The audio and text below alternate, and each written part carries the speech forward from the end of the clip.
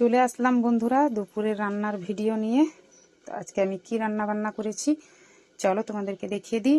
তো সবাইকে শুভ দুপুর বন্ধুরা।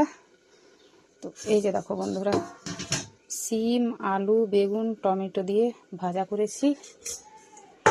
আর দেখো বেগুন ভাজা করেছি, গুড় দিয়ে টমেটোর চাটনি বানিয়েছি, গরম গরম ভাত, আর দেখো একটুখানি পেঁয়াজ আর গাজর কেটেছি। টমেটোটা কাটলাম না, কারণ পাশের বাড়ি থেকে টমেটো আনা হয়েছে, খুবই টক, খাওয়া যাচ্ছে না। আর মেয়ে তো আমার পেঁয়াজও খেতে চায় না, তাই একটুখানি কাটলাম, পেঁয়াজটা আমি খাবো।